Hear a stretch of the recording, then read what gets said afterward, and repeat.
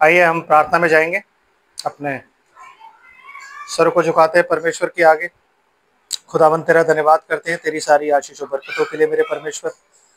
तेरे अनुग्रह और तेरे प्रेम के लिए धन्यवाद है प्रभु। तेरी दया और करुणा के लिए तेरा बहुतायत से धन्यवाद है। तेरा धन्यवाद मेरे प्रभु जी आज की इस सुंदर शाम के लिए। खुदावन तू महान और प्रतापी परमेश्वर है। खुदावन मेरे खुदावन तू सही सलामत काम पर ले गया, बारिश से बचाता हुआ सही सलामत ले आया, तेरा धन्यवाद है। और मेरे पिता ये मौका दिया कि खुदावन हम तेरे वचन पे फेलोशिप कर सकें। तूने हमें इकट्ठा किया, तेरा धन्यवाद है प्रभु। मेरे पिता परमेश्वर कमियां अब भी पाई जाती है हमें मेरे प्रभु जी, जिसके लिए मेरे प्रभु जी हम ये जानते हैं कि तू धीरज धरता है मेरे प्रभु जी। और उस तेरी इस ग्रेस को ना हम प्रभु जी कभी कभी ग्रांटेड लेते हैं खुदा, नहीं हमेशा ग्रांटेड लेते हैं प्रभु। और पिता परमेश्वर तुझसे इल्तिजा करते हैं कि तू हमें इस लायक बना कि पिता हम यहाँ से और स्वर्ग तक का सफर तय कर सकें, क्योंकि इतनी बाधाएं आज नहीं है प्रभु जितने यहाँ से और स्वर्ग तक के सफर में बाधाएं होंगी। मेरे पिता परमेश्वर तू हमारे अंदर अपना वो प्रेम डाल कि मेरे प्रभु तेरे प्रेम की खातिर मेरे प्रभु जी हम हर जंजीर को तोड़ के तेरी हुजूरी में आके बैठे मेरे प्रभु, पिलर ऑफ फायर बने मेरे प्रभु। और मेरे प्रभु तू हमारे बीच में मौजूद होके प्रभु जी खुश हो प्रभु जी, देख के खुश हो खुदावन कि तेरे बच्चे मौजूद हैं प्रभु जी। और प्रभु तू हमें अपने वचन और रेवलेशन से ब्लेस करे। हर एक आशीष के लिए तेरा धन्यवाद करते हैं। तेरी हुजूरी में मेरे खुदावन तू जिस तरीके से हमें लेके चल रहा है तेरा धन्यवाद हो। तेरा अनुग्रह बहुतायत से हम पर हुआ है, तेरा ही धन्यवाद हो। तेरा नाम मुबारक है प्रभु यीशु मसीह के नाम में मेरे पिता हम तेरे चरणों में है। और सारी महिमा और सारा आदर तुझे देते हैं क्योंकि तू उसके योग्य है। और मेरे पिता परमेश्वर तूने जो जीवन हमें दिया है, जो जिंदगी दी है प्रभु, उसके लिए धन्यवाद है। खुदावन तूने मेरे परमेश्वर हमें उस चट्टान पर लाकर खड़ा किया है जो चट्टान मसीह है मेरे प्रभु, जिसके लिए हम तेरा कोटि कोटि धन्यवाद करते हैं। इस वक्त हम तेरे चरणों में हैं खुदावन और अपना सर्वांग तेरी वेदी पे समर्पित करते हैं प्रभु जी। सुनने वालों को, देखने वालों को बहुतायत से ब्लेस कर मेरे प्रभु। मेरे पिता मेरे परमेश्वर होने दे कि इस घर के चारों ओर तेरा दूध छावनी के रहे, ताकि कोई डिस्टर्बेंस क्रिएट ना हो प्रभु जी। तेरे हाथों में सब कुछ सुपुर्द करता हूँ प्रभु जी। अगर किसी भी तरह की कोई भी डिस्टर्बेंस है प्रभु जी जो हो रही है मेरे प्रभु, तो पिता तू उस डिस्टर्बेंस को हटाने में सामर्थ्य है प्रभु।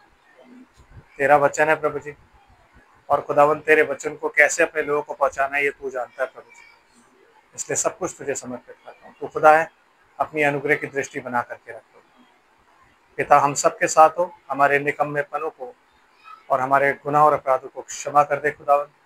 तेरी हुजूरी में आते हैं प्रभु जी और तुझसे इल्तिजा करते हैं खुदावन कि तेरे अनुग्रह में पाए जाएं, तेरी दया में पाए जाएं प्रभु जी, तेरे रहम में पाए जाएं, ताकि खुदावन इस वक्त में मेरे प्रभु परमेश्वर हम तेरी हुजूरी में बैठने के लायक हो सकें, तेरे वचन को ग्रहण करने के लायक हो सकें, तेरे वचन को बोलने के लायक हो सकें। तमाम बातों के लिए तेरा कोटि कोटि धन्यवाद करते हैं मेरे पिता। सब कुछ तुझे समर्पित करते हैं। तू हमारा खुदा है, तेरी महिमा तेरी बड़ाई हो पिता, और तेरी स्तुति प्रशंसा और तारीफ युगान युग तक होती है।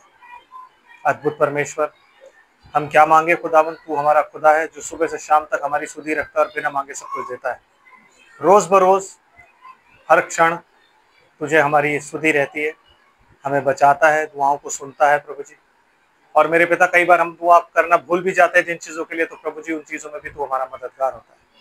तेरा हर एक बात के लिए धन्यवाद करते हैं। तू प्रार्थनाओं को सुनने वाला परमेश्वर है, तेरी महिमा तेरी बड़ाई। जबकि खुदावन हम तेरे इस रेवलेशन की बुक को मेरे प्रभु जी लेके चलते हैं मेरे प्रभु, तो होने दे मेरे प्रभु इसमें छुपे तमाम वो राज, क्योंकि भाई ब्रनम ने एक बात बोली थी कि रेवलेशन की बुक जो है वो पूरी बाइबल को एक्सप्लेन करती है। तो पिता होने दे मेरे पिता परमेश्वर के, हम जब इसको लेके चलते हैं तो हम इसमें पूरी बाइबल को शामिल करके मेरे प्रभु जी तेरे अनुग्रह में पड़े, तेरा नाम हमारे जीवन में जलाल पाए, तेरी अनुग्रह की दृष्टि खुदावन प्रभु यीशु मसीह के नाम में बनी रहे, तेरा नाम पाक माना जाए।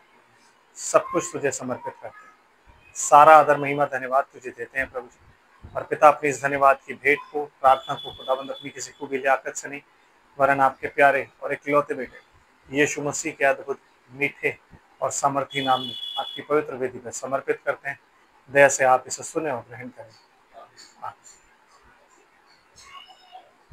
Praise the Lord. आइए हम परमेश्वर के वचन की ओर चलते हैं और हम परमेश्वर के वचन से निकालेंगे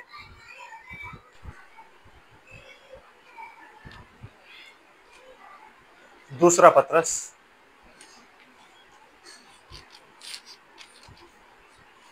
पत्रस की दूसरी पत्री, पहला अध्याय।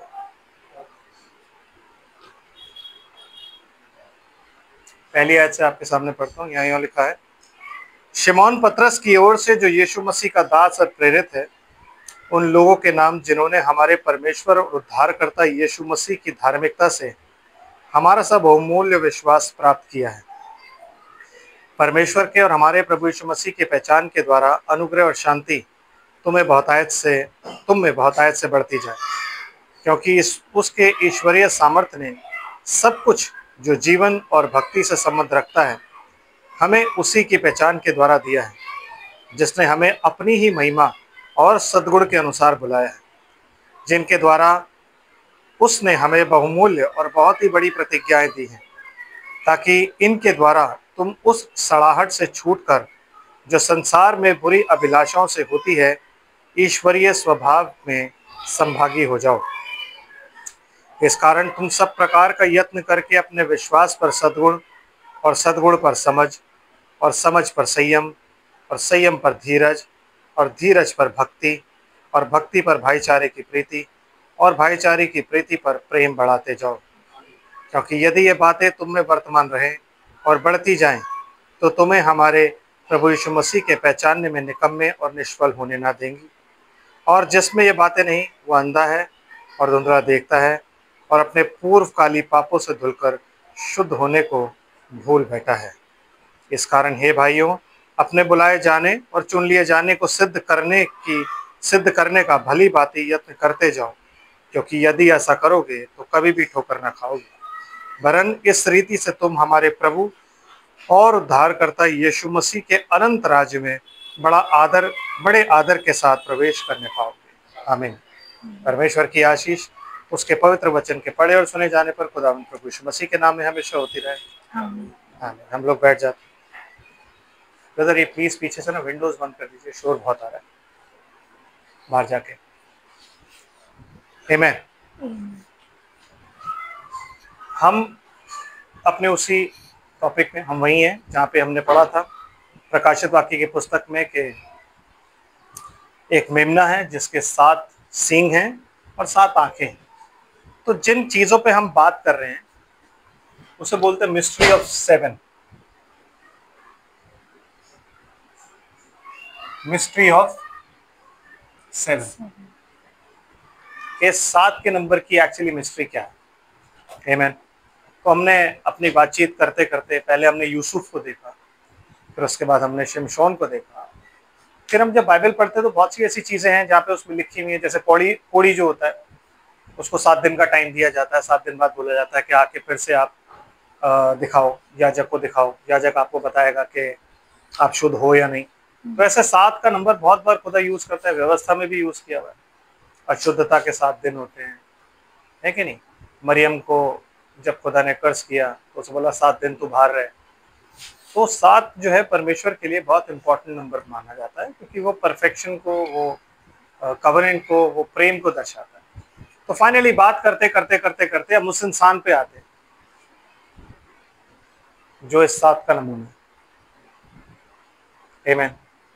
ठीक है, उसको जानने के लिए हमारा क्या हुआ जब परमेश्वर ने सृष्टि करी। तो सृष्टि करते वक्त जब परमेश्वर ने आदम और हवा को बनाया, वो लोग बाहर निकले, ठीक है। उसके बाद नूह का समय आया। नूह के समय तक परमेश्वर उनसे ऐसे बातचीत करता रहा, क्योंकि वो उसके बेटे थे। तो अपने बेटों से वो बातचीत करता था जैसे एक बाप अपने बच्चों से बातचीत करता है। जब वो जल प्रलय के इस तरफ आया, जल प्रलय के इस तरफ आने के बाद जब उसने मूसा से बात करी, अब्राहम से पहले बात करी, फिर मूसा से बात करी, तो जब मूसा को दिखाई दिया तो आग में दिखाई दिया। फिर उसके बाद वो पिलर ऑफ फायर बन के इजरायलियों को दिखाई देता रहा। आमीन। तो जब आप ओल्ड टेस्टमेंट की बात करते हो ना, तो वहां पे एक खुदा है जो कि जिसको किसी ने देखा नहीं। आमीन। किसी ने नहीं देखा। उसको कैसे देखा? Pillar of fire. तो उस पिलर ऑफ फायर को हमेशा सब क्या बोलते रहे? वो जब पिलर ऑफ फायर उनको दिखता था या जब बात करता था, या जिसे आप यावे कहते, वो एज अ फादर उनको दिखता रहा। आमीन। फादरहुड का जो कैरेक्टर था वो उसके अंदर पाया जाता, एज अ फादर वो उन्हें दिखाई देता रहा और पूरे वो पुराने नियम में बातचीत करता रहा, निकाल के लेके आ रहा है, उन्हें फिर भेज रहा है, क्या बोलते हैं, गुलामी में भेज रहा है, फिर निकाल के आ रहा है। मतलब उनसे जैसे एक बाप अपने बेटे को ताड़ना देता है, बचाता है, ये करता है, वो करता है, तो उसी हिसाब से वो चलता है। आमीन। फिर एक समय आया जब ओल्ड टेस्टमेंट खत्म हुआ और न्यू टेस्टमेंट आया। आमीन। और जब न्यू टेस्टमेंट आया तब भजन संहिता की एक बात पूरी होती है। निकालते हैं हम भजन संहिता, उसका 40 अध्याय और उसकी 7वीं आयत।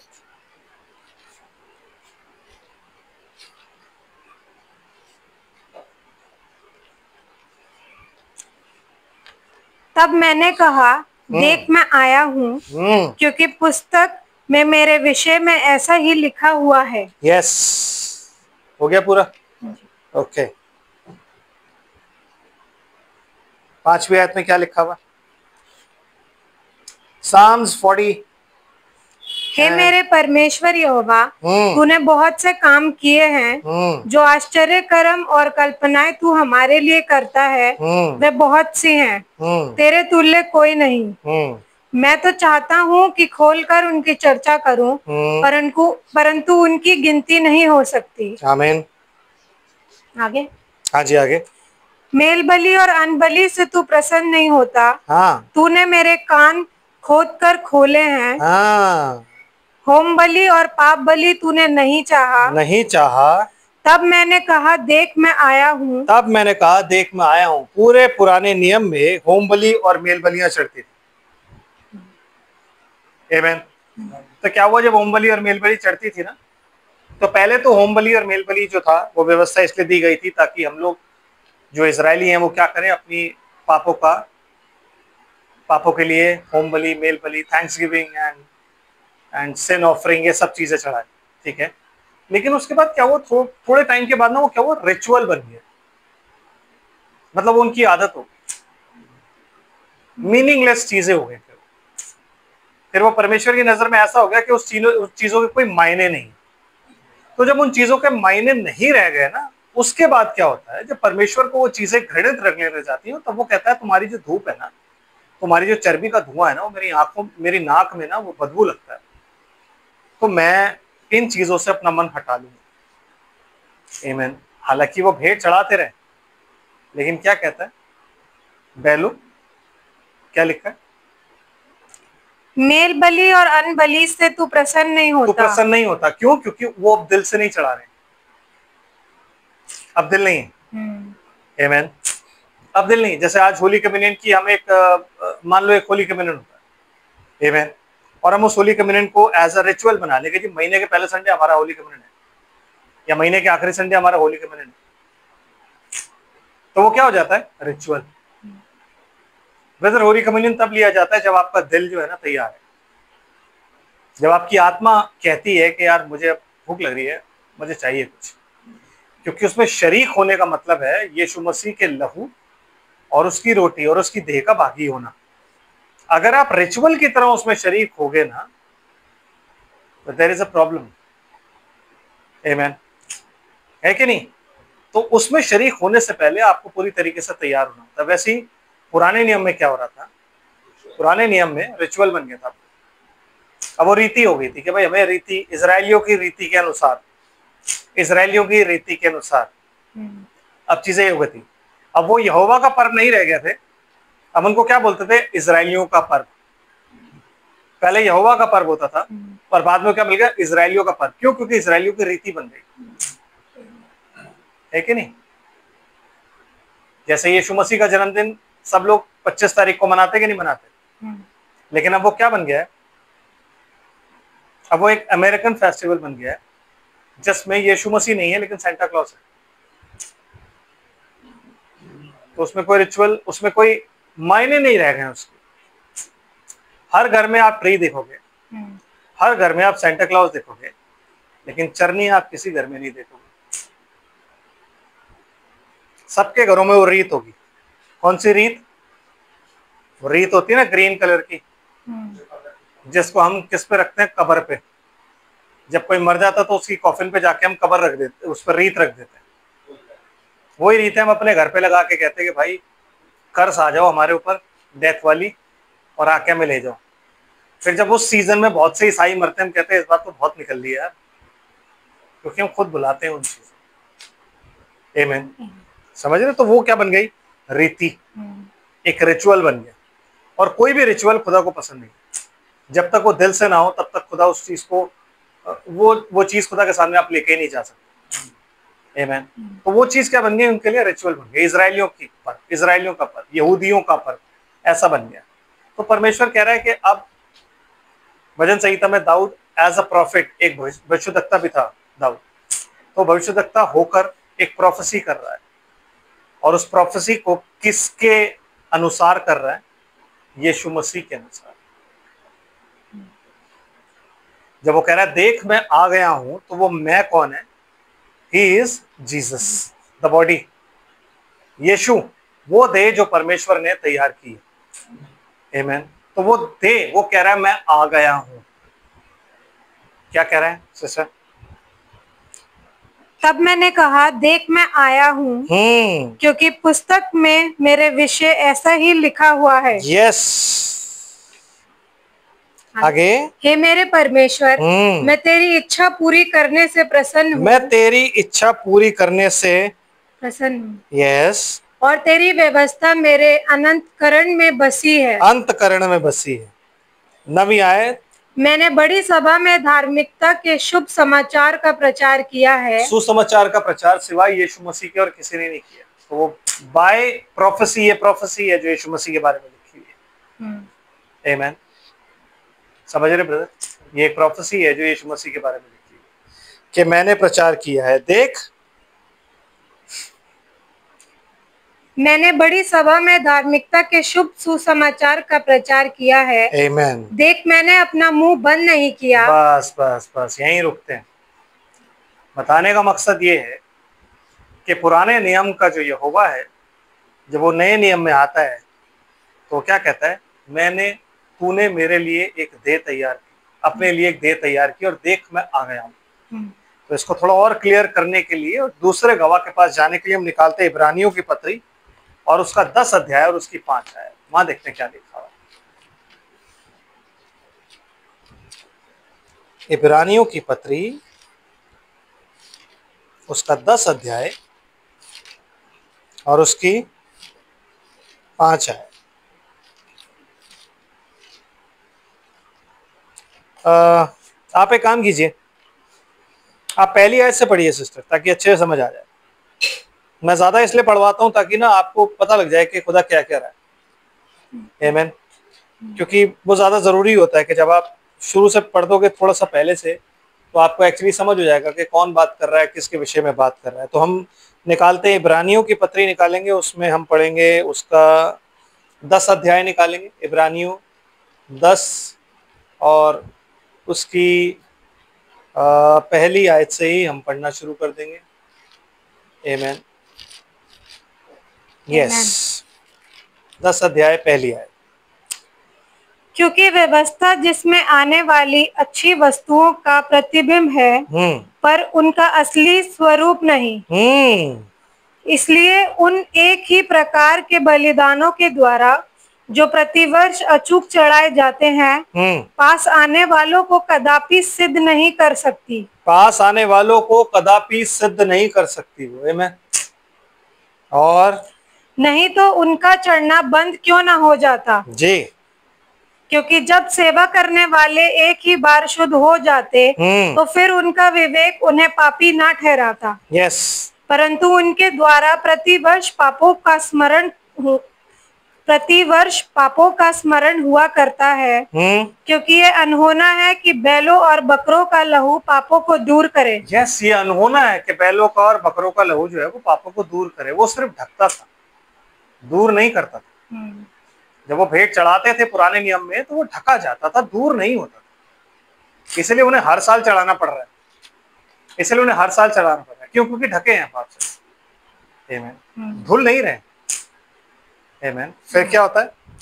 इसी कारण मैं जगत में आते समय कहता है, हाँ जी, मैं बलिदान और भेंट नहीं की बलिदान कहता है बलिदान और भेंट तूने ना चाही जी चाही, पर मेरे लिए एक देह तैयार की। यस, होम बलियों और पाप बलियों से तू प्रसन्न नहीं होता। हाँ, तब मैंने कहा, देख मैं आ गया हूँ। देख मैं आ गया हूँ, और पवित्र शास्त्र में मेरे विषय में लिखा हुआ मेरे है। ही विषय में लिखा हुआ है क्या, कि मूसा कहता है मेरे समान एक भविष्यद्वक्ता आएगा Amen. जो तुम्हें छुटकारा देगा। पवित्र शास्त्र में मेरे विषय में ही लिखा हुआ है, और देख अब मैं क्या हो गया है, मैं आ गया हूँ। आमीन। कि छुटकारा देने के लिए तूने एक देह तैयार करी, और वो देह कौन थी? दैट बॉडी वॉज, उस बॉडी का नाम क्या था? जीसस क्राइस्ट नहीं। यीशु मसीह पैदा नहीं हुआ था, यीशु पैदा हुआ था। आमीन। यीशु पैदा हुआ। इसीलिए यीशु परमेश्वर और मनुष्य दोनों के अनुग्रह में बढ़ता गया। अगर परमेश्वर पैदा होता तो मनुष्य के अनुग्रह में कभी बड़ा नहीं होता, है कि नहीं? अगर आपका उद्धारकर्ता जन्मता है तो फिर वो मनुष्य के अनुग्रह में कैसे बढ़ सकता है? क्योंकि वो तो खुद अनुग्रहकारी है। तो इसलिए जो पैदा हुआ था वो कौन था? यीशु। आमीन। जब उसे भूख लगती थी वो रोता था, जब तक उसे दूध ना मिले, जब तक उसे कोई खिलौना ना मिले वो रोता था। उसमें सारे वो गुण पाए जाते थे जो आप में और मुझे बचपन में पाए जाते थे। उसमें सारे वो इमोशंस पाए जाते थे जो आप में और मुझे जवानी में पाए जाते थे। लेकिन उसने उन इमोशंस को बांध के रखा था वचन के द्वारा अपने आप को। आमीन। जो कि हमारे लिए मुश्किल होता है, लेकिन उसने बांध के रखा था वचन के द्वारा। आमीन। समझ रहे? क्योंकि वो सिनलेस पैदा हुआ था और उसे परमेश्वर का एक कार्य करना था। उसे मालूम था कि देख मैं आ गया, भेंट और बलिदान तूने नहीं चाहिए। इसलिए यीशु मसीह को कभी ठोकर भी नहीं लगी, वो कभी गिरा नहीं, उसका कभी खून नहीं बहा कि खेलते खेलते उसके चोट लग गई और उसका खून बह गया। नहीं नहीं नहीं, उसके अंदर जो खून था वो प्रेशियस था, वो कभी नहीं बहा। वो एक ही बार बहा जब वो सूली पे था। आमीन। उसके अलावा उसका खून कभी भी नहीं बहा। समझ रहे हैं आप लोग? क्या कहता है? और थोड़ा सा पढ़ दीजिए। ताकि हे परमेश्वर तेरी इच्छा पूरी करूं। ताकि हे परमेश्वर तेरी इच्छा मैं पूरी करूं। हाँ जी, आगे क्या लिखा है? और ऊपर तो वह कहता है, ना तूने बलिदान और ना भेंट और होम बलियों और पाप बलियों को चाहा और ना उनसे प्रसन्न हुआ। हाँ जी, यद्यपि ये बलिदान तो व्यवस्था के अनुसार चढ़ाए जाते हैं। बिल्कुल, ये तो व्यवस्था को पूरा करना था, बलिदान चढ़ाना। लेकिन खुदा कहता है कि मैं प्रसन्न नहीं हूं इनसे। वो लोग व्यवस्था को पूरा कर रहे थे, लेकिन एज अ रिचुअल। ब्रदर, इसीलिए जब चर्च हमारा होता है ना तैयार, या हम चर्च में जब किसी को प्रीच करते हैं तो हम रूल नहीं बताते। हमारा काम है मसीह के पास लाना, मसीह का काम है बदलना। मरियम मगदलिनी जब पहली बार मसीह के पास आई तो उसने रूल नहीं समझाया था उसको। देख अगली बार आएगी ना मेरे पास, कपड़े ढंग के पहन के आना, बुंदे उतार के आना और तमीज से आना। नो, जैसे जैसे यीशु की नजदीकी में बढ़ती गई वो समझती गई कि हाँ, आमीन। समझ रहे? So we don't follow creed, we follow Christ. We do not have any law but we have love. Law किसके पास है? डिनोमिनेशंस के पास। लॉ किसके पास था? इजरायलियों के पास। इसलिए इजरायलियों को देख के ही डिनोमिनेशन वालों ने अपने लॉज बना रखे। उनकी दुआएं देख के, उनके रिचुअल्स ये देख के उन्होंने क्रीड्स बना रखी। वरना हमारे पास कोई क्रीड नहीं है, कोई स्पेशल प्रार्थना नहीं है। हम ये नहीं कहते तुम मेरे बाद ये बोलो, सिनर्स प्रेयर बोलो, ये प्रेयर बोलो, है ना? ये सब चीजें हम नहीं करते। क्यों? क्योंकि हमारे पास नहीं, जो कुछ भी होगा मन से होगा। आमीन। क्योंकि इसी वजह से परमेश्वर उनसे रूठा रहा, और रूठ के उसने उनकी किसी भेंट को ग्रहण नहीं किया। कब तक?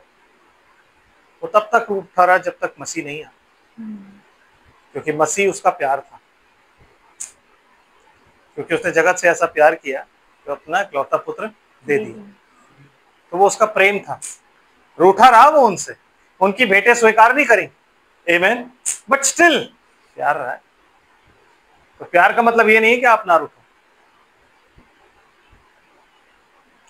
इसलिए परमेश्वर क्या कहता है, इसलिए बाइबल क्या कहती है कि गुस्सा करो, लेकिन तुम्हारा क्रोध सूरज ढलने तक, रात भर ना रहे, सूरज ढलने तक तुम शांत हो जाओ। वो नहीं पार होना चाहिए। आमीन। अपने मसले हल कर लो। समझ रहे बात? तो उसने according to the word of God ही हो रहा था, लेकिन उसको वो सब पसंद नहीं आ रहा था। फिर क्या होता है सिस्टर? फिर ये भी कहता है, देख मैं आ गया हूँ ताकि तेरी इच्छा पूरी करूँ। अतः वह पहले को उठा देता था। हाँ, उठा देता है। अच्छा, अतः वह पहले को उठा देता है ताकि दूसरे को नियुक्त करे। मतलब पहला लॉ उसने हटा दिया, जिसमें क्या चढ़ रहा था, भेड़ बलिदान, बैलों का और बकरों का लहू, उसने हटा दिया। दूसरा उसने क्या नियुक्त किया? एक ही बार का पश्चाताप, जो उसके पुत्र ने दिया। इसलिए वो कहता है मैं तेरी इच्छा पूरी करने आया, और तेरी इच्छा पूरी करने से मैं क्या हूं? प्रसन्न हूं। समझ आ रहा है? और वो प्रसन्न कब होता है? जब वो मर जाता है और कहता पूरा हुआ। मरने से पहले जब वो बोलता है ना पूरा हुआ सूली पर, और पूरा हुआ बोल के फिर वो अपने प्राण को परमेश्वर के हाथ में, कहता मैं अपनी आत्मा तेरे हाथ में सुपुर्द करता हूँ। क्यों? क्योंकि मैंने अपना काम खत्म कर दिया, सारा काम पूरा हुआ। जो कार्य मेरे को तूने दिया था वो मैंने पूरा कर दिया। तो वो कहता है पूरा, एंड ही वाज हैप्पी। वो उससे दुखी नहीं था कि उसने काम पूरा किया, इतनी मार खाई, ही वाज हैप्पी। इसीलिए वो सब कुछ कर पाया। समझ रहे हैं? और क्या कह रहा है सिस्टर? उसी इच्छा से हम यीशु मसीह की देह के एक ही बार बलिदान चढ़ाए जाने के द्वारा पवित्र किए गए हैं। यस, यीशु मसीह ने जो एक ही बार बलिदान चढ़ाया, वो किसके लिए चढ़ाया? हमारे लिए। और हम पवित्र किए गए। कौन? बिलीवर्स। लोग, दुनिया नहीं ब्रदर, नो। ये दुनिया के लिए बात नहीं लिखी हुई है। दुनिया के लिए गॉस्पेल है क्या कि यीशु मसीह ने तुम्हारे लिए जान दी, लेकिन जो यहाँ पे आता है वो बिलीवर है। मैं उसे एंड टाइम बिलीवर नहीं बोलूंगा, क्योंकि हर एक चर्च एज में बिलीवर्स रहे हैं। आमीन। 2000 साल में ऐसे विश्वासी रहे, तो हर एक वो विश्वासी जो यीशु मसीह की देह का भाग है, यीशु मसीह ने उसके लिए अपना लहू बहाया, और लहू बहा के क्या किया? उसको खरीद लिया है। आमीन। तो पहली बार क्या था? पहले नियम में, पुराने नियम में क्या था? Pillar of fire. उसके बाद क्या आया? न्यू टेस्टमेंट जब आया, यीशु मसीह में परमेश्वर देदार, यीशु में परमेश्वर देदारी हुआ, और हमने उसकी ऐसी महिमा देखी जैसे पिता के इकलौते पुत्र की महिमा। आमीन। समझ रहे हो? तो लोगों ने उसको हैंडल किया। यूहन्ना की इंजील में क्या लिखा है? जीवन के वचन को हमने हाथों से छुआ, हम उसे कार्य में लेकर के आए। ये सारी बातें उसमें लिखी हुई। आमीन। तो वो जब ये सारी बातें बताता, तो वो उस जीवन के वचन की बात करता है जो परमेश्वर था, जो देदारी हो गया। क्योंकि आदि में वही परमेश्वर था। कौन? वचन। उसी में जीवन था, वो जीवन ज्योति थी, और वही वचन देदारी हुआ। मतलब उसने यीशु की देह धारण कर ली, और उसने लोगों के साथ डेरा किया। He became Emmanuel. क्या बन गया वो? इमैनुअल। इमैनुअल मतलब परमेश्वर हमारे साथ। आमीन। तो परमेश्वर उनके बीच में चल फिर रहा था, लेकिन वो उसको नहीं पहचाने, और उन्होंने अपने परमेश्वर को ही सूली पर चढ़ा दिया। और जब उन्होंने सूली पर चढ़ाया, तब वही परमेश्वर ऊपर गया। आमीन। और ऊपर जाने के बाद पिंतेकुस्त के दिन वही परमेश्वर नीचे आया, और नीचे आके वो क्या हुआ? अपनी कलीसिया में बैठ गया। तो आज वो परमेश्वर का है अपनी कलीसिया में। आमीन। तो उसको क्या बोला जाता है जब आप ऐसे कहते हो? तो आप कहते हो God, God above us, God between us या among us, and God in us। ये ओल्ड टेस्टमेंट की स्थिति थी, जब परमेश्वर उनके ऊपर ऊपर रहता था। बादल, आग का खंबा, पिता के रूप में छाया, छत्र छाया में रहते थे पिता की। बिटवीन अस, अमंग अस, इमैनुअल। जब वो देह में था, इस पृथ्वी पर घूम रहा था, मर के ऊपर गया, पेंतिकुस्त के दिन नीचे आया, एंड इन अस। उसके बाद से वो कहाँ है? इन अस। आमीन। In the form of Holi spirit. पवित्र आत्मा में होके वो कहाँ है? आज हम में। और हम में होके वो क्या कर रहा है, कार्य कर रहा है। समझ रहे? तो उसने हमें क्यों बचाया? ताकि हम उस जैसे बने। वो हम जैसा क्यों बना? ताकि हम उस जैसे बन जाएं। वो पाप क्यों बना? वो मेरे लिए पाप क्यों बना? ताकि मैं यीशु मसीह बन जाऊं। आमीन। समझ रहे कि नहीं? वो मैं बना ताकि मैं वो बन जाऊं। समझ आ रहा है? तो अब जब मैं वो बन जाऊं तो उस मैं वो, मुझे वो बनने के लिए पतरस की पत्री में जो 7 बातें लिखी हैं वो पूरी करनी, क्योंकि वो 7 बातें उस यीशु में पाई जाती थी। आमीन। तो क्या हुआ कि खुदा ने बोला कि भाई तुम मेरे लिए कौन सा मंदिर बनाओगे? आमीन। स्वर्ग मेरा सिंहासन और पृथ्वी पैरों की चौकी है। परमेश्वर हाथ के बनाए हुए मंदिरों में नहीं रहता, हाथ के बनाए हुए तंबू में नहीं रहता। आमीन। तो तुम मेरे लिए कैसा घर बनाओगे?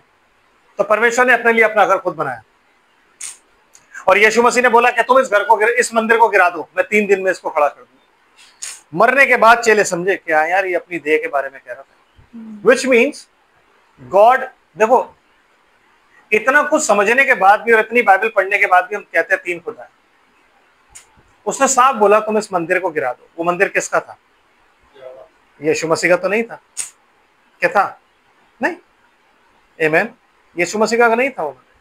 इसीलिए कभी भी किसी भी फरीसी को चिढ़ नहीं हुई वहां पे बिजनेस देख के।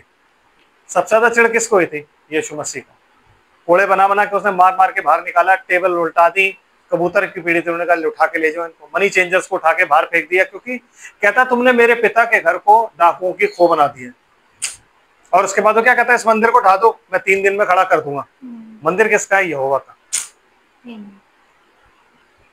यहोवा का मंदिर खड़ा करने का हक, अधिकार और सामर्थ किसके पास है?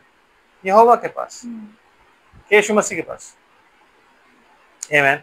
वो उन्हें बता रहा है कि मैं कौन हूं। वो चेलों को दिखा रहा था मैं कौन हूं। जब वो नाव पे खड़े होकर कह रहा था ना आंधी को कि थम और पानी को शांत, तो चेले पीछे बैठ के कह रहे थे कौन है ये? कौन आदमी है जो आंधी इसकी बात सुन रही है, पानी इसकी बात सुन रहा है और सब थम जाते और फिर वापस आके सो गया। बड़ा नॉर्मल, मतलब कोई ऐसा भी नहीं कि स्ट्रेस में हो या आंखें ऐसी हो, नहीं। उसने आराम से बोला थम शांत और वापस आके सो गया, क्योंकि वो सोते हुए उन्होंने जगा था। प्रभु तू सो रहा है, हम डूब रहे हैं। कह रहा है हे अल्पविश्वासियों, क्यों डर रहे हो? जिस नाव में मैं हूं वो कभी नहीं डूबेगी। लहरें जितनी मर्जी ऊपर हो जाए, वो नाव कभी नहीं डूब सकती। क्यों? क्योंकि वो खुदा ऐसा खुदा है जो पानी पर चलता है। भजन संहिता में लिखा हुआ कि यहोवा पानियों पर चला, समुद्र की लहरों पर चला। कब? नूह के टाइम में। आमीन। जो जो काम यहोवा ने किए वो काम सारे के सारे यीशु करता रहा और लोग समझ नहीं पाए। आमीन। यहोवा ने मन्ना खिलाया, यीशु मसीह ने रोटी और मछली खिलाई, और फिर उन्हें समझाया कि देखो रोटी और मछली की बात नहीं है, यहाँ पे जीवन की रोटी जो स्वर्ग से उतरी वो मैं हूं। है कि नहीं? तो वो उनको बता रहा है कि मैं कौन हूं। इससे पहले कि इब्राहिम था, मैं हूं। जब उनके पास यहूदा इस्करियोती पकड़ने आया तो कहता यीशु जो मसीह कहलाता है कहाँ है? कहता मैं हूं। पीछे एक कदम होके और वो मुंह के बल गिर गए। वो फिर उठे, कह रहा क्या हो गया? क्यों गिर क्यों गए? अरे क्या हो गया? किसको ढूंढते हो तुम लोग? कह रहे यीशु, यीशु को, वो जो मसीह। कह तो रहा हूं कि मैं ही हूं। फिर वो उसे पकड़ के ले गए। आमीन। और उसके बाद वही यीशु जब मरा, जान दी, क्योंकि जो खून देना था, जो जान देनी थी, वो परमेश्वर ने देनी थी। लेकिन परमेश्वर क्या है? आत्मा है। ब्रदर, आत्मा नहीं मर सकती। अगर ब्लड से पाप आया है तो ब्लड से छुटकारा भी आएगा। इसलिए उसने एक देह तैयार कर, और वो देह तैयार करके उस देह में देहधारी हो गया। Although God is eternal. अगर आप मुझे ये समझाओ कि भाई जितना बाइबल की पहली आयत और जितना बाइबल की आखिरी आयत है उतना ही खुदा है, तो मैं कहूंगा आप खुदा को जानते ही नहीं। आप सिर्फ बाइबल को रट्टू तोते की तरह पढ़ रहे हो। व्हेन यू से गॉड इटर्नल, मतलब उससे पहले भी कुछ है, आदि से पहले भी कुछ था, और आमीन के बाद भी कुछ है। आज आप और मैं नहीं जानते। बिल्कुल वैसे ही जैसे यीशु जब इस जमीन पे था तो नहीं जानता था रैप्चर कब होगा। वो उससे पूछते रहे, कहता उन बातों का जानना तुम्हारा काम नहीं जिन्हें पिता ने अपने हाथ में रखा है। लेकिन जब वो अपनी जान दे के ऊपर गया और अपने पिता के सिंहासन पर बैठा, तो वो तमाम बातें उसके हाथ में थी, वो सब कुछ जानता था। वैसे ही आज आप और मैं नहीं जानते, लेकिन एक टाइम आएगा जब हम सब कुछ जानेंगे, जब वचन देदारी हो जाएगा। हम उस दिन का इंतजार कर रहे हैं, और वह दिन बहुत दूर नहीं है, नजदीक है। आज उसका ट्रेलर पूरी दुनिया ने देखा है, जो कुछ भी हुआ है आज दुनिया पूरा ट्रेलर देखा है। वो दिन दूर नहीं है। ये हमारे लिए एक साइन है कि हम जल्दी जल्दी अब अपनी प्रिपरेशन जो है, वो तैयारी जो है वो शुरू कर रहे हैं। क्योंकि उस टाइम में हम ये नहीं कह सकते खुदा में नहीं मालूम था। खुदा कहेगा भाई साइन तो दिया था, ध्यान रखते हैं। विश्वासी हो, बाइबल तुम्हारे पास है, साइंस और वंडर्स तुम्हारे सामने रखे गए सारे, तो तुमने क्यों नहीं ध्यान रखा?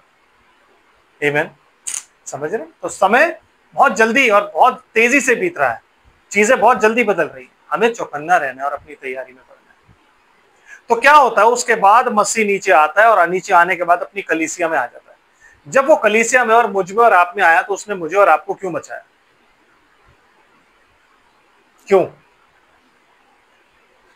हमें उसके पुत्र की पहचान में बढ़ना है। पहचान का मतलब, परमेश्वर ने जब आदम को बनाया तो कैसे बनाया था? लाइकनेस है, निकालो उत्पत्ति की पुस्तक, उसका दूसरा अध्याय, उसका पहला अध्याय और 26 आयत।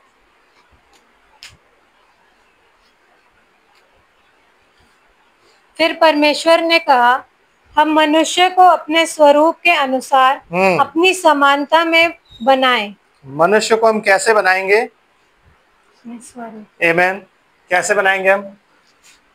इमेज और लाइकनेस। और आगे क्या लिखा सिस्टर?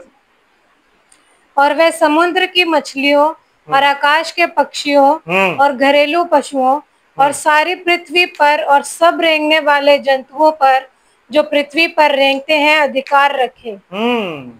आगे। तब परमेश्वर ने मनुष्य को अपने स्वरूप के अनुसार उत्पन्न किया। कैसे उत्पन्न किया उसने? स्वरूप के अनुसार। In the image of God, not likeness. Likeness का मतलब क्या होता है? एट्रीब्यूट्स, बराबरी। तो जब उसने मनुष्य को उत्पन्न किया, उसने कैसे उत्पन्न किया? In his image. आमीन। In his image, image of God हम बनाए गए हैं, इमेज ऑफ गॉड। इसलिए गॉड पार्टिकल हमारे अंदर रहता है, इसलिए हम परमेश्वर की तरफ खींचते हैं। बट लाइकनेस में हम नहीं बनाए ब्रदर। लाइकनेस में आप कब बनते? पढ़िए। तब परमेश्वर ने मनुष्य को अपने स्वरूप के अनुसार उत्पन्न किया। अपने ही स्वरूप के अनुसार परमेश्वर ने उसको उत्पन्न किया। नर और नारी करके उसने मनुष्य की सृष्टि की। समानता कहीं नहीं लिखा ना अभी तक, आगे चलते। और परमेश्वर ने उनको आशीष दी और उनसे कहा, फूलो फलो और पृथ्वी में भर जाओ। आमीन। बस यहीं तक रुकते हैं। चलो फिर आगे चल लेते हैं, क्योंकि ये तो आत्मा में बनाया है। तो थोड़ा सा आगे चलते हैं, 2 अध्याय निकालते हैं। चलो कोई बात नहीं, 2 अध्याय में देखते हैं। और 2 अध्याय की हम पढ़ते हैं। कौन सी आयत में पढ़ रहे? 10वीं 6ठी आयत, नहीं 7वीं आयत से। 2 अध्याय, उत्पत्ति 2:7 आयत। क्या लिखा है? तब यहोवा परमेश्वर ने आदम को भूमि की मिट्टी से रचा और उसके नथनों में जीवन का श्वास फूंक दिया और आदम जीवित प्राणी बन गया। यस। और यहोवा परमेश्वर ने पूर्व की ओर अदन में एक वाटिका लगाई। मतलब यहोवा परमेश्वर ने यहाँ भी उसको अपनी लाइकनेस में नहीं खड़ा किया, समानता में नहीं, स्वरूप के अनुसार है। समानता मीन्स परमेश्वर के समान। So there was only one who was in the image and likeness of God, and that was Jesus Christ. एक ही था। इसलिए बाइबल क्या कहती है? गॉडेड में वो क्या कहता है? परमेश्वर के समानता में होने के बावजूद उसने अपने आप को इतना दीन किया कि उसने मृत्यु भी सह ली। वो परमेश्वर की समानता में था। He was God. He was Emmanuel. Amen. वो इमानुएल था, वो ईश्वर था, वो खुदा था।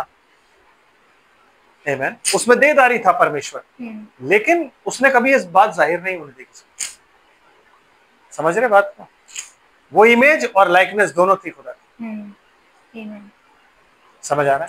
लेकिन जब हमारी बात करता है तो इमेज में बनाया हुआ है, लाइकनेस में कब बनाएगा?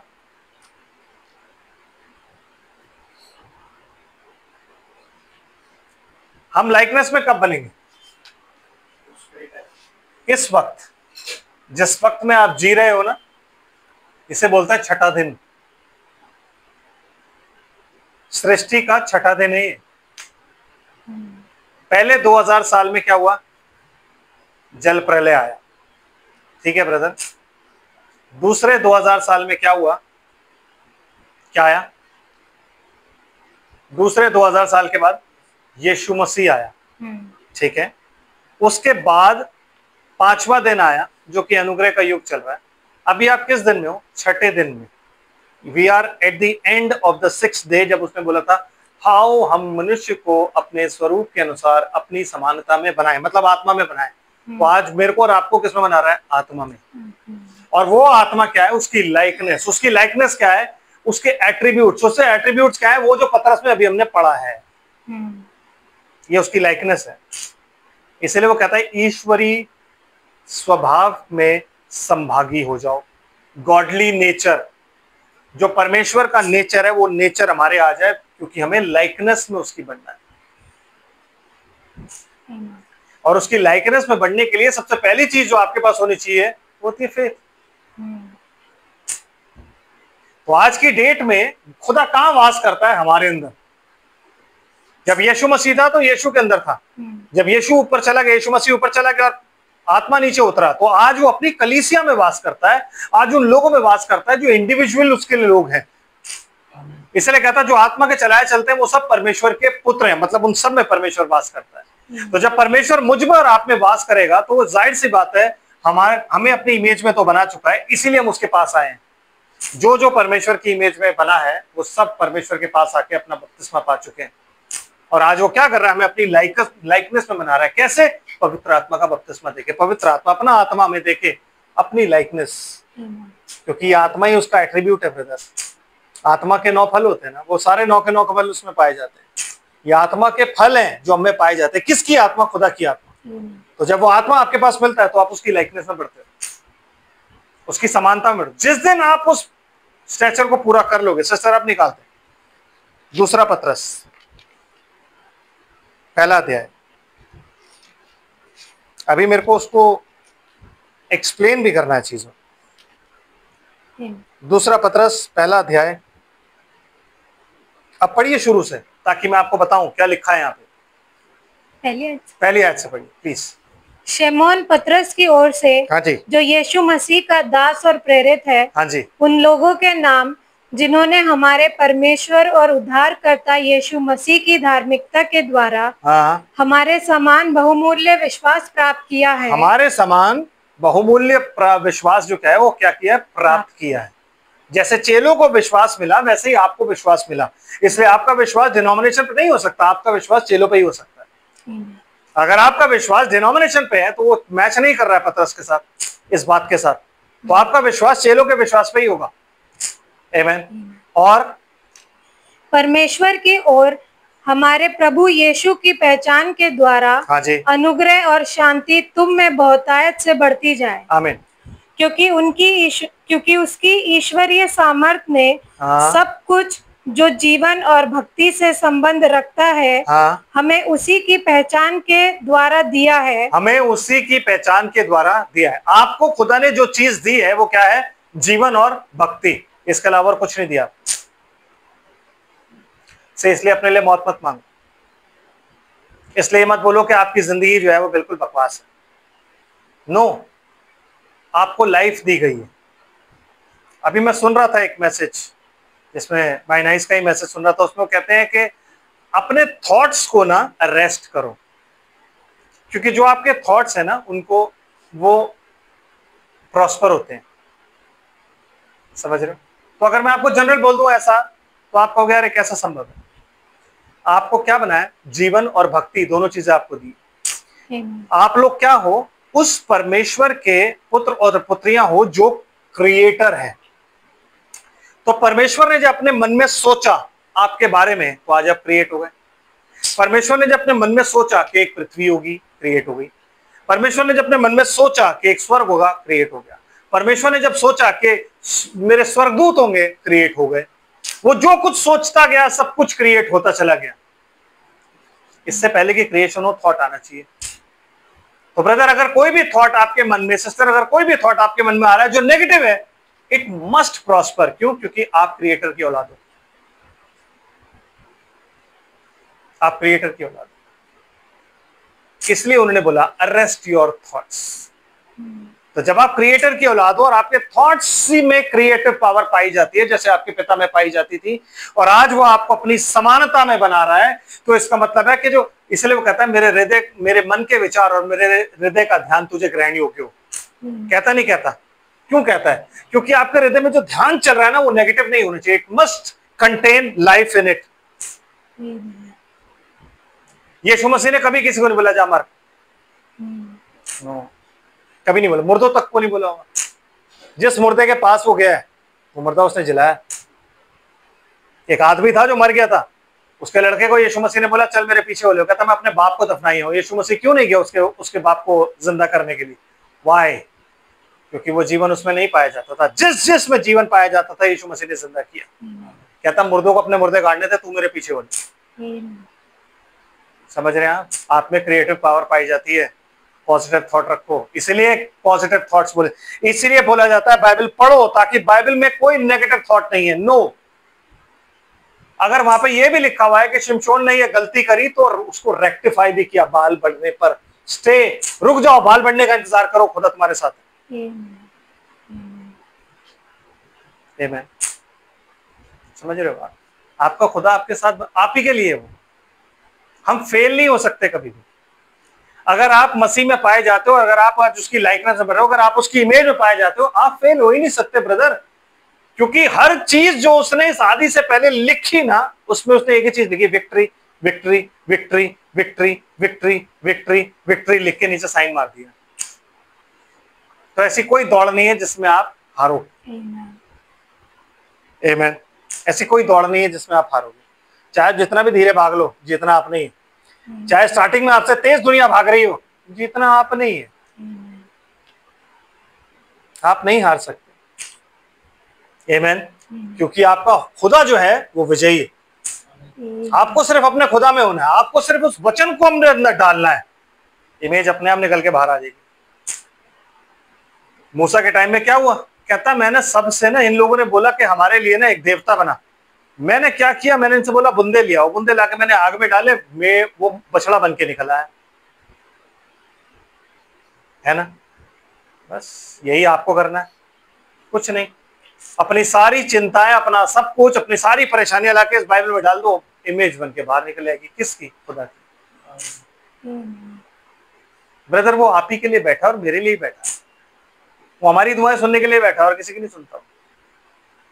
अंधा भर्ती वही चिल्ला रहा था ना कि हे प्रभु, हे दाऊद की संतान, मुझ पर दया करो। इतना शोर हो रहा था कि लोग उस पर गिरे जा रहे थे।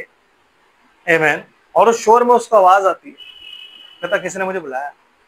पतरस कहता है प्रभु मेरी तो समझ में नहीं आता, तू क्या बातें करता है यार, यहाँ शोर हो रहा है, लोग पागलों की तरह चिल्ला रहे हैं। और इजरायलियों की आदत थी हुल्लड़ मचाने की, वो हुल्लड़ बहुत मचाते थे। तो कहता प्रभु मेरी संजना, कहता नहीं किसी ने पुकारा है, ढूंढो कोई है जो दाऊद की संतान, दाऊद की संतान। और वो पीछे था, यीशु आगे निकल आया था। तब यीशु ने कहा उसको बुला के लेके आओ। वो बुला के लेके आया तो यीशु ने बोला तू क्या चाहता है मैं तेरे लिए करूं? कहता प्रभु ये कि मैं देख लूं तेरा जाऊं, है ना। वो एक औरत थी जिसको कितने वर्ष से हैं 12 वर्ष से लहू बहने का रोग था। उसने यीशु के आंचल को, छोर को छुआ और यीशु रुक गया। और उसने पीछे, पतरस तो साथ साथ ही चलता था। पतरस को उसने बोला मुझे किसी ने छुआ है। पतरस कह रहा लो भाई, यहाँ लोग ऐसे ही झपट्टा मार रहे हैं, कोई हाथ पे मार रहा है, कोई सर पे मार रहा है, कोई धक्का दे रहा है, कोई मुक्का दे रहा है, और ये मुझे यूं कह रहा है कि मुझे किसी ने छुआ है। कहता प्रभु तेरे साथ चलना बड़ा रिस्की है। यस, क्योंकि तेरी बातें ही अजीब है, बिल्कुल अजीब बातें करता तू कह रहा है किसी ने मुझे छुआ है, या भीड़ तेरे ऊपर, कह नहीं रहा पतरस, कह रहा प्रभु भीड़ तेरे ऊपर गिरे जा रही है। तू कह रहा छुआ है, कहता नहीं नहीं किसने मुझे छुआ है ना ब्रदर। आज पूरी दुनिया यीशु मसीह के नाम पर ना एक विश्वास रखती है, लेकिन उसे छूते कोई कोई नहीं। जो उसे छूता है ना वो जीवन लेके जाता है। तो यीशु मसीह खड़ा हुआ देखता रहा। अब ये मत सोचो कि वो 1 मिनट में ही औरत निकल के बाहर आ गई। नो नो नो, वो 1 मिनट में नहीं आई, वो पीछे खड़ी रही, छुपूंगी छुपूंगी। जब उसने देखा ना कि यीशु मसीह देख रहा है और नजर जाके उस पर टिक गई, क्योंकि यीशु मसीह को पता था कि मेरे अंदर से अगर सामान निकले चंगा कौन हुआ, उसे मालूम था विश्वास किसके पास है। क्योंकि विलियम ब्रैनम की मिनिस्ट्री में आप ये देख सकते हो, जिसके पास विश्वास होता था वो कहता था यू ब्रदर यू, वो जो पीले कोट में बैठे हो, क्या आप विश्वास करते हो? कहता हाँ, तो आप चंगे हो गए। तो उसको मालूम होता था, वैसे ही यीशु मसीह को मालूम होता था। तो जब वो भीड़ सारी, यीशु मसीह ने उसको बुलाया नहीं, वो खड़े होकर उसको देखता रहा। उसने कहा अब मैं नहीं छुप सकती, वो तो मुझे ही देख रहा है। तो उसने थोड़ा सा पीछे हुई, एक बंदे के पीछे छुपी, तो उसे फिर देखा वो मुझे ही देख रहा है, फिर थोड़ा सा इधर ही मुझे ही देख रहा है, मैं नहीं बच सकती। जैसे हमारे साथ होता है, भाई नहीं बच सकता तो बाहर निकलना ही पड़ेगा। आमीन है कि नहीं? तो वो नहीं बच सकी, वो बाहर निकल के आई, उसने बोला प्रभु मैंने छुआ है।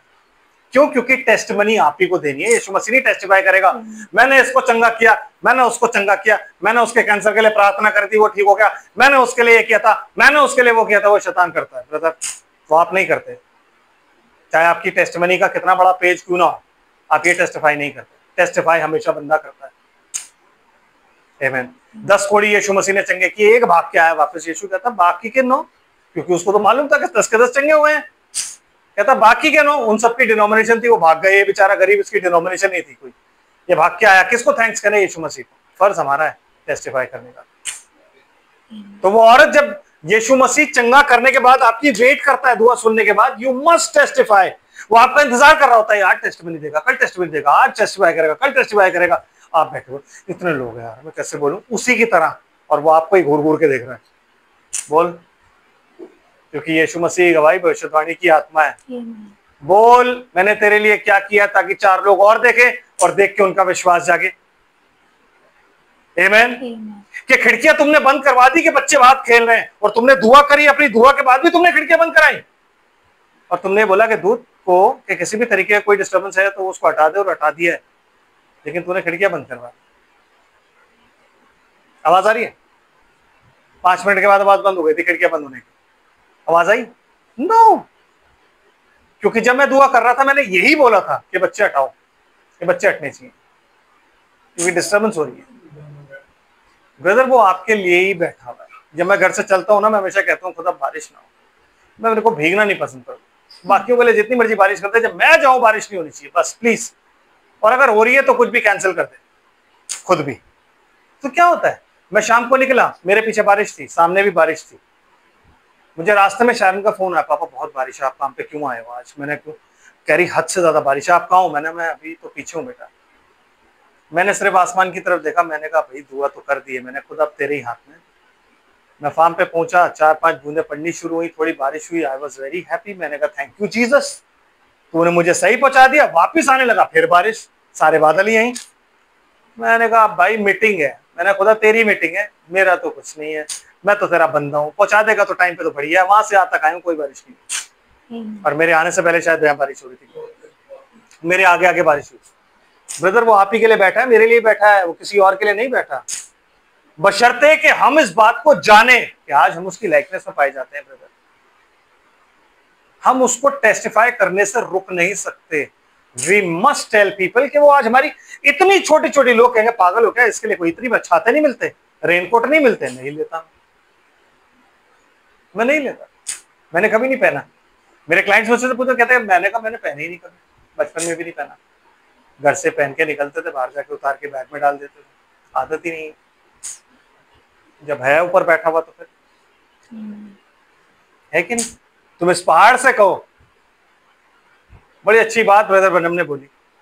कहता पहाड़ पे, यीशु मसीह ने ये नहीं बोला, मतलब खुदा ने ये नहीं बोला कि तुम मुझसे कहो, मैं पहाड़ से कहूंगा पहाड़ हट जा। कहता नहीं नहीं, पहाड़ से कहो हट जा। विश्वास वो चीज होती है कि आप खुदा से कहो प्रभु ये पहाड़ मुझे रोक रहा है। नो, आप पहाड़ से कहो तो मेरा रास्ता छोड़, पहाड़ हटेगा। इसीलिए मूसा को उसने क्या बोला, रोक क्यों रहा है? कलाम कर, तेरे को कलाम दिया मैंने। जब तुझे मैंने खुदा ठहराया है तो तू कलाम करना, तू समुद्र के आगे लाठी रख, देख कैसे फटेगा। आज तू परमेश्वर के उद्धार को देखने पाएगा। और आज जिन इजराइल मिस्रियों को तू देख रहा है, उन्होंने कभी जिंदगी में नहीं देखी। बाइबल कहती है कि इजरायली पार पार पैर पैर समुद्र में आराम, जमीन पे, मतलब वो जमीन ऐसी सूखी थी कि वहां कभी कोई पानी था ही नहीं, ऐसा लग रहा है, और साथ में दीवार खड़ी हुई है, वो पैर पैर उतर गए। लेकिन जब मिस्रियों ने वो ही करना चाहा तो मिस्री डूब गए। ब्रदर, आपको देख के कोई और आदमी वो नहीं कर सकता जो आप कर रहे हो, because he is not his God. वो खुदा आपका खुदा, उसका खुदा नहीं। जो वो आपके लिए करेगा वो किसी और के लिए नहीं करेगा। वो आपके लिए ऐसे करेगा क्योंकि आपसे बाचा है, आपकी प्रार्थनाओं को इससे सुनेगा क्योंकि आपसे बाचा बांधी हुई है उसकी। ये वो टाइम है जिस टाइम में वो अपनी दुल्हन को तैयार कराई, वो टाइम है जिस टाइम में आप परफेक्शन की ओर जा रहे हो। और उस परफेक्शन के 7 आयाम है, वो 7 आयाम आपको और मुझे पूरे करने हैं। जब तक वो 7 आयाम पूरे नहीं होंगे ना, आप और मैं रैप्चर में जा ही नहीं पाएंगे, क्योंकि वो क्या है, एक stature of a perfect man है। सिद्ध पुरुष का एक डील डॉल है कि एक सिद्ध पुरुष को कैसा होना चाहिए, मसीह। और वो डील डॉल किसका था? यीशु मसीह का। उस डील डॉल में क्या क्या पाया जाता था? सिस्टर प्लीज पढ़िए। इसलिए यीशु मसीह कभी किसी डरा नहीं और किसी पूछा भी नहीं उसने कि मैं करूं ये काम, नहीं। वो तो सीधा जाके कहता है चंगा होना चाहता है। तो बंदे अपनी मजबूरी बताते, प्रभु पता क्या है, लाइन बड़ी लंबी होती है, यहाँ से वहां तक जाने में चाकू छुरियां चल जाती हैं, क्योंकि साल में एक बार तो पानी हिलता है। तो चाकू आकू मार, रिश्तेदार चाकू आकू मार के उनको फेंक देता है। मेरे को तो डर लगता है, प्रभु मैं नहीं जा सकता, मैं यहीं पड़ा हुआ हूँ, क्या खुदा मैं तो चल नहीं सकता, मेरा कोई रिश्तेदार है नहीं, तू ही आ जाए तो मुझे छुड़ा दे। उसकी दुआ सुन ली गई और वो आ गया और पूछ रहा है तो चलना चाहता है, तो वो मजबूरियां बता रहा है, कह रहा है मैंने ही नहीं पूछा, मैंने पूछा तो चलना चाहता है, चंगा होना चाहता है। हाँ प्रभु चाहता था, चल फिर उठ, अपनी खाट उठा और चल फिर।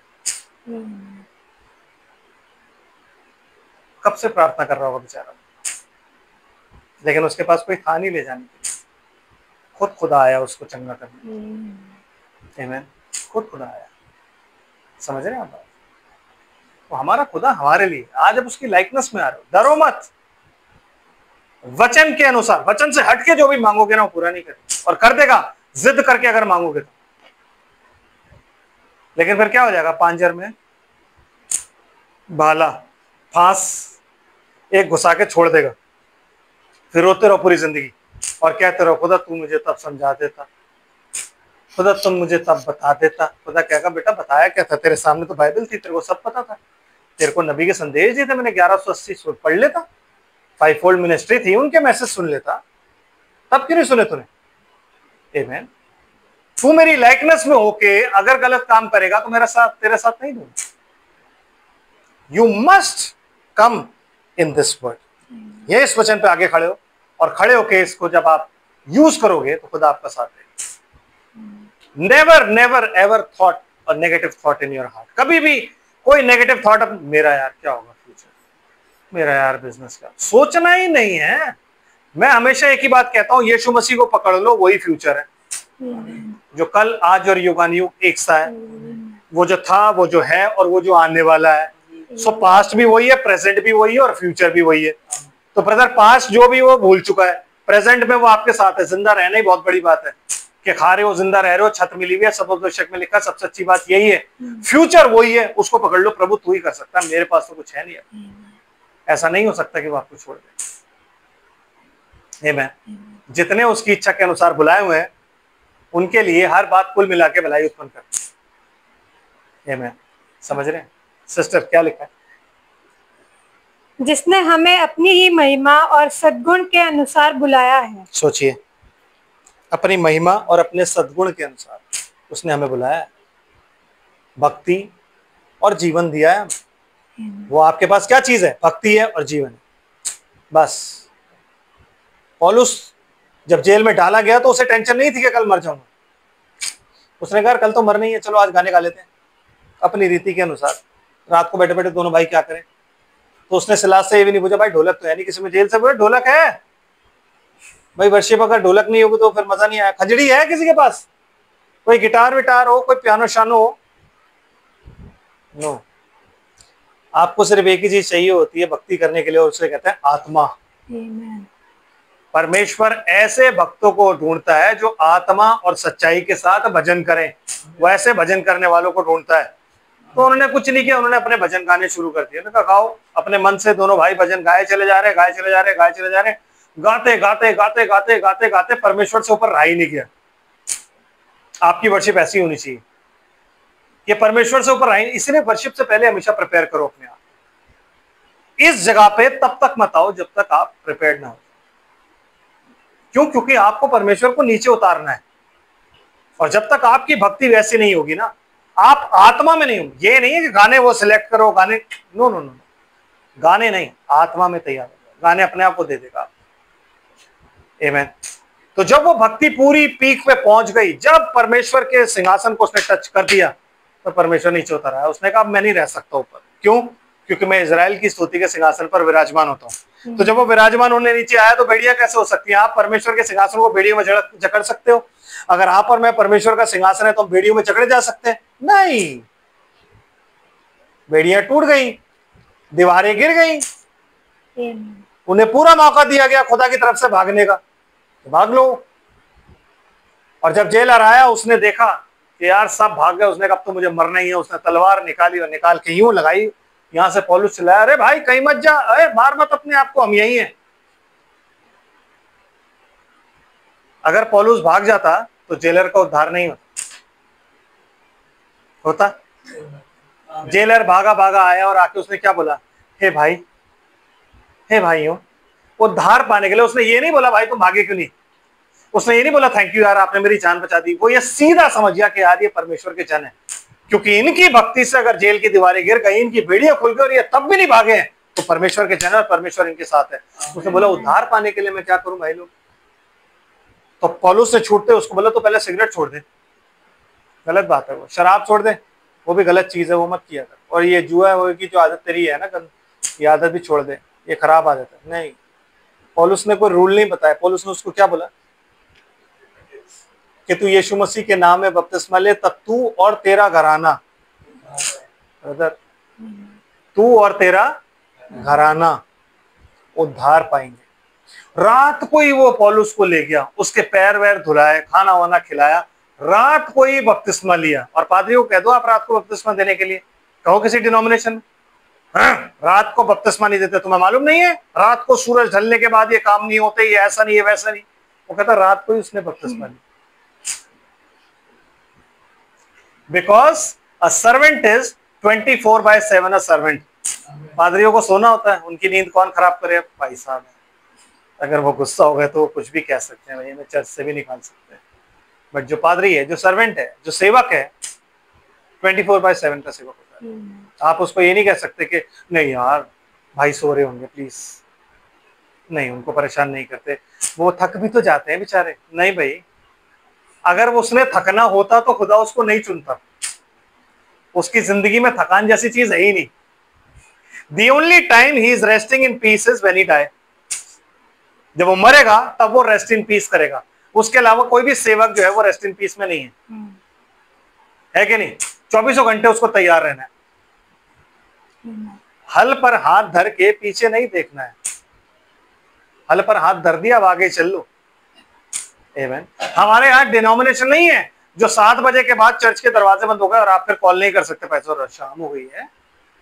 कोई टाइम होता है कॉल करने का। भाई साहब के यहाँ भाई साहब को भी कॉल करते, भाई साहब भी कह रहे यार कोई टाइम होता है, सुबह बात करना आप, ये कोई टाइम है डिस्टर्ब करने का?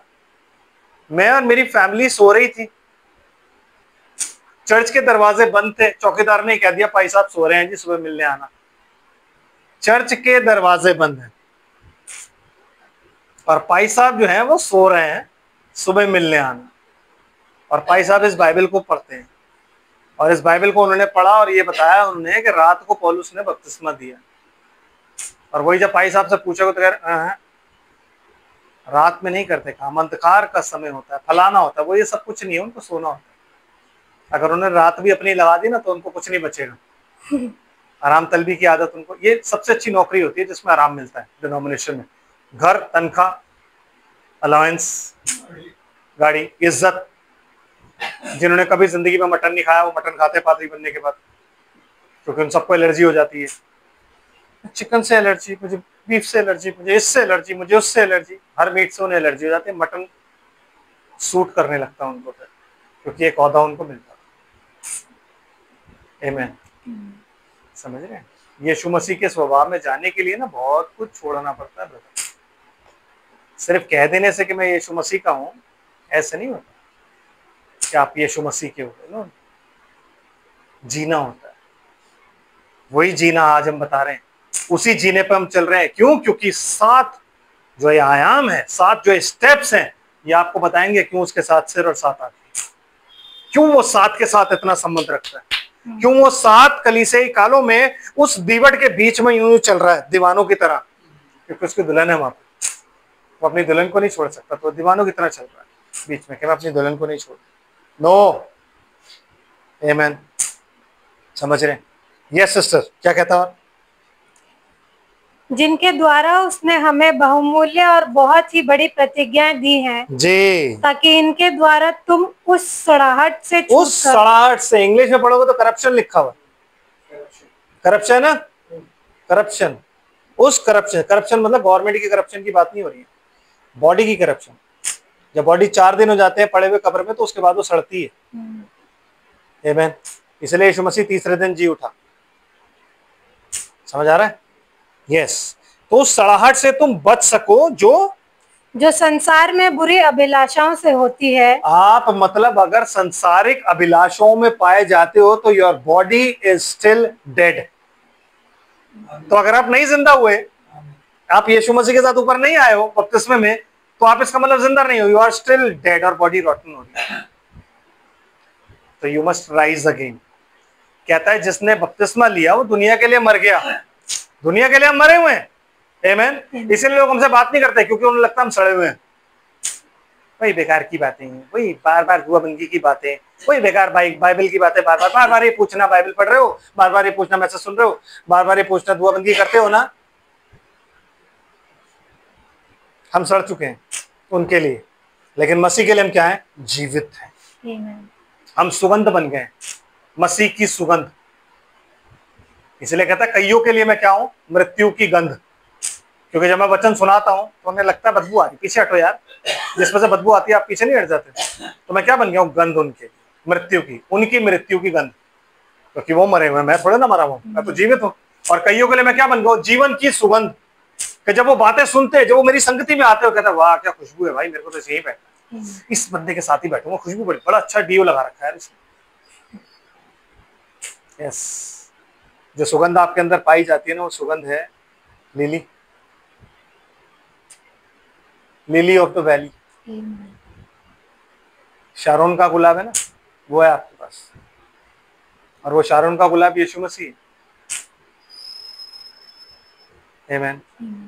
जिसका जब इत्र बनाया जाता है तो उसे रौंदा जाता है, और रौंद के ही इत्र बनाया जाता है ताकि हमें और आपको खुशबू मिल सके। आमेन। एंड सिस्टर, ईश्वरीय स्वभाव के सहभागी हो जाओ। ताकि क्या हो गया तुम?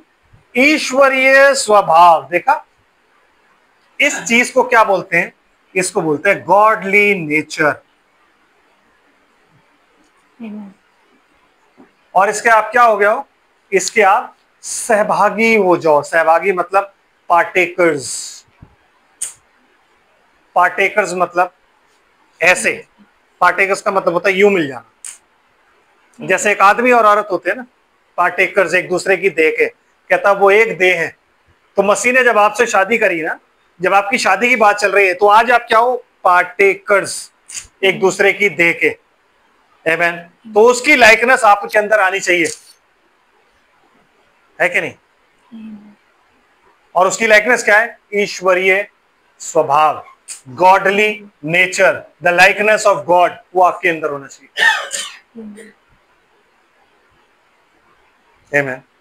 और उस गॉडली नेचर को पाने के लिए 7 स्टेप्स हैं। पढ़िए अब आगे, एक्सप्लेन हम करेंगे ऑन फ्राइडे। यस। इसी कारण तुम सब प्रकार का यत्न करके अपने विश्वास पर सद्गुण, विश्वास पर सद्गुण, और सद्गुण पर समझ, और सद्गुण पर समझ, और समझ पर संयम, और समझ पर संयम, और संयम पर धीरज, और धीरज, संयम पर धीरज, और धीरज पर भक्ति, यस, धीरज पर भक्ति, और भक्ति पर भाईचारे, भाईचारे की प्रीति, और भाईचारे की प्रीति पर प्रेम बढ़ाते जाओ। यस।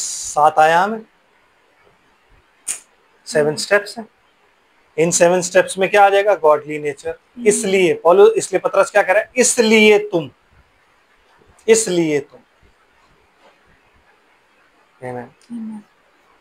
क्योंकि अगर तुम में ये चीजें पाई जाती हैं तो अगली आयत क्या कहती है सिस्टर?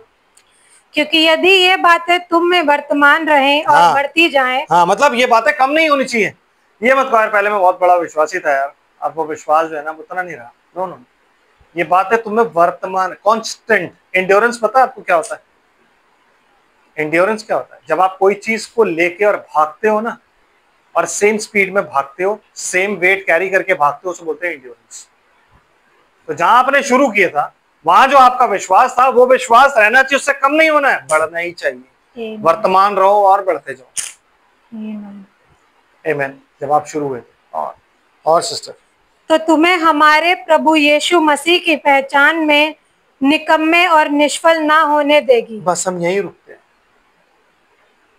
यीशु मसीह के पहचान में, यीशु मसीह के पहचानने में। लिखा है। आपके यहाँ पहचान में लिखा है? मेरी बाइबल कहती है पहचानने में, कि यीशु मसीह जब आएगा तो आप उसको पहचानोगे भी तो कि यीशु मसीह आए। कैसे पहचानोगे आप? जब आप उसकी इमेज और उसकी लाइकनेस में होगे तो जब वो आपके सामने खड़ा होगा पहचान जाओगे यीशु आ गया। लेकिन जब इमेज और लाइकनेस नहीं, आप पहचानोगे कैसे? इंग्लिश की बाइबल क्या कह रही है? थोड़ा सा इसको पढ़ दीजिए please. 8th verse, yes. For if these things be in you and abound, they make you that ye shall neither be barren not unfruitful in the knowledge of our Lord Jesus Christ. In the knowledge of our Lord Jesus Christ. पहचानने में मतलब knowledge, when he comes you must know that he has come. जब आप उसे देखो तो उसे जानो। बैरन का मतलब पता क्या होता है? या निष्फल रखा है। बैरन का मतलब होता है बांझ, जो कि फल नहीं पैदा कर सकती औरत। तो आपको वो नहीं बनना, आपको फल पैदा करने। क्यों? क्योंकि आप खुदा के बेटे हो और खुदा की बेटियां हो। क्यों? क्योंकि आप उसकी लाइकनेस में बनाए जा रहे हो। क्यों? क्योंकि आपको जीवन और भक्ति उसने दी है। आपको कोई कर्ज नहीं दिया है, आपको कोई डेथ नहीं दी है, आपको कोई डार्कनेस नहीं दी है। आपको सिर्फ एक ही चीज दी है, वो क्या है? जीवन। वही जीवन आपको पूरी दुनिया में बांटना है।